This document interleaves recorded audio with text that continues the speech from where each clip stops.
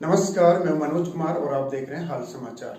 अभी हाल ही में देश के गृह मंत्री श्री अमित शाह ने एक बयान दिया कि वो 2024 लोकसभा चुनाव से पहले पहले सीए को इम्प्लीमेंट करेंगे। तो इस वजह से सीए काफी चर्चाओं में है।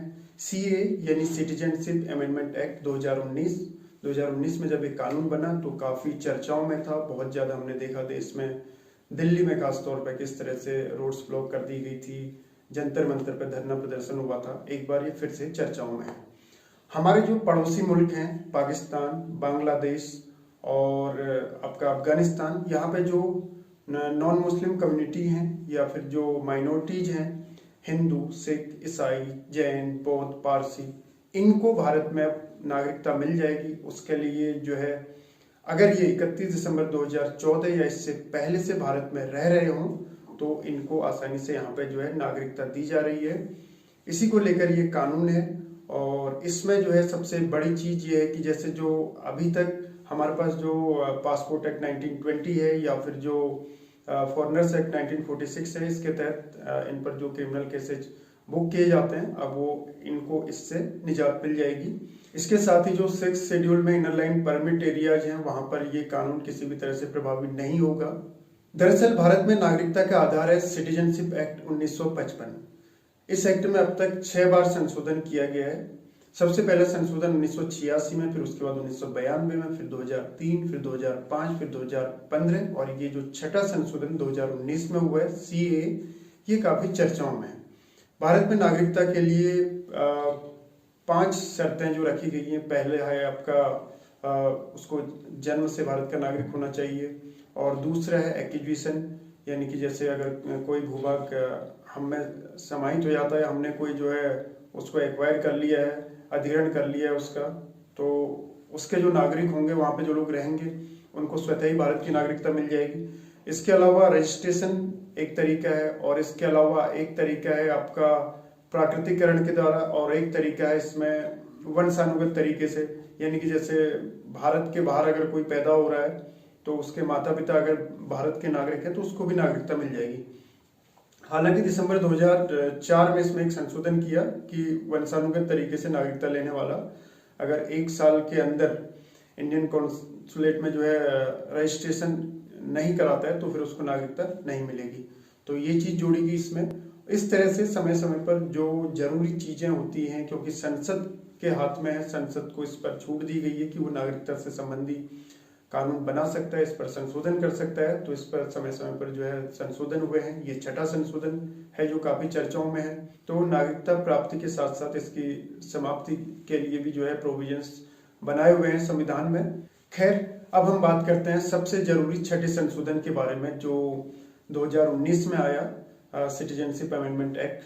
तो इसमें क्या खास था और इसमें लोगों ने इसके पक्ष में विपक्ष में क्या क्या तर्क दिए। जिन्होंने इसको सही बताया, जिनका कहना था कि ये बहुत सही कानून है, उनका पक्ष में तर्क देने वालों का कहना है कि जैसे दूसरी जगह इजराइल का उदाहरण दे रहे हैं कि यहूदियों को वहां पे केवल नागरिकता दी जाती है, भारत ऐसा नहीं कर रहा है, बल्कि यहाँ पे धार्मिक आधार पर, और वो भी एक धर्म नहीं बल्कि 6 धर्म के लोगों को, जो हमारे पड़ोसी मुल्क में माइनॉरिटी हैं जिन पर वहां पे प्रताड़ना की जाती है, उनको हम इसमें शामिल कर रहे हैं, हिंदू, सिख, ईसाई, जैन, बौद्ध, पारसी। तो ये कहीं से भी गलत नहीं है। इसके अलावा एक तर्क और भी देते हैं कि ये नेहरू लियाकत समझौते 1950 की भावना के अनुरूप है, क्योंकि इस समझौते में कहा गया था कि जितने भी रिलीजियस माइनॉरिटीज हैं उनकी सुरक्षा, उनके अधिकारों के लिए जो है हम अपनी प्रतिबद्धता व्यक्त करेंगे, उनके हितों के लिए काम करेंगे। तो ये कहीं न कहीं नेहरू लियाकत समझौते 1950 की भावना के अनुरूप भी है।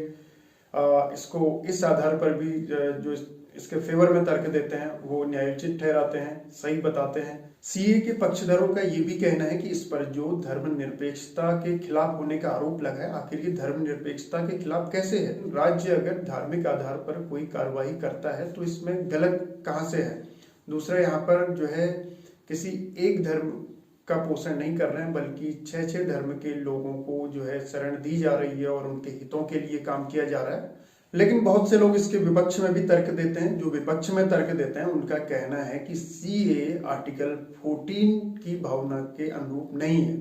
आर्टिकल 14 जो राइट टू इक्वालिटी की बात करता है, ये सिटीजन और फॉरेनर्स दोनों के लिए है। इसके साथ ही इनका ये भी कहना है जो सीए के खिलाफ हैं कि जो श्रीलंका से तमिल हैं वो आते हैं, या फिर जो म्यांमार हमारे पड़ोसी देश में जो है यहाँ पे हिंदू बौद्ध जो रोहिंग्या हैं उनका आपने इसमें कहीं से कहीं तक जिक्र नहीं किया है, उनके हितों की बात नहीं करी है। तो इस तरह से इसके विपक्ष में भी लोग कई तरह के तर्क देते हैं। खैर, तर्क और वितर्क से परे हम अपनी एक सामान्य समझ बनाते हैं कि क्या सही और क्या गलत है। हम सभी जानते हैं कि संविधान के अनुच्छेद 21 आर्टिकल 21 में गरिमापूर्ण जीवन जीने का अधिकार है।